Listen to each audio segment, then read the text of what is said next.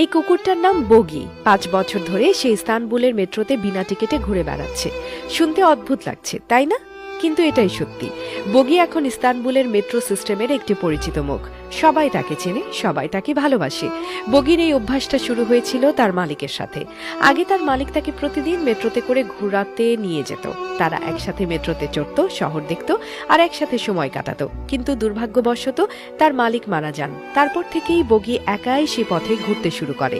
মালিকের স্মৃতির সাথে জড়িয়ে থাকা এই পথটা সে এখনো ভুলতে পারেনি। প্রতিদিন সে 29টি মেট্রো স্টেশনে ঘোরে আর একই পথ ধরে আবার ফিরে আসে। মোট 60 কিলোমিটার পথ সে প্রতিদিন ঘুরে বেড়ায়। 2021 সালে প্রথম বগিকে মেট্রোতে ঘুরতে দেখে কিছু যাত্রী অবাক হন। তারা দেখেন যে এই কুকুরটা প্রতিদিন একই রুটে ঘুরে বেড়ায়। তারা এই ঘটনা সরকারি দপ্তরে জানান। তারপর খোঁজ নিয়ে জানা যায় বগি আসলে তার মালিকের স্মৃতির উদ্দেশ্যে এই পথে ঘুরে বেড়ায়। ইস্তানবুল সরকার বগির জন্য বিশেষ ব্যবস্থা নিয়েছে।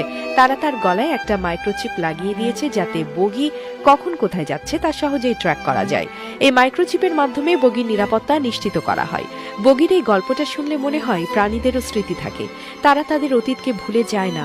বগি তার মালিকের স্মৃতিকে ধরে রাখতে এই পথে ঘুরে বেড়ায়। তার এই অভ্যাসটা দেখে অনেকেই মুগ্ধ হন। ইস্তানবুলের মানুষজন বগিকে খুব ভালোবাসে।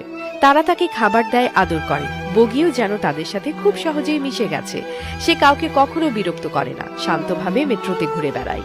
এই পুরুষ কুকুরটার গল্পটা শুনলে মনে হয় যেন পৃথিবীতে কত অদ্ভুত ঘটনাই না ঘটে। বগি তার মালিকের স্মৃতিকে ধরে রাখতে প্রতিদিন এই পথে ঘুরে বেড়ায়। তার এই নিষ্ঠা আর ভালোবাসা দেখে অনেকেই অনুপ্রাণিত হন।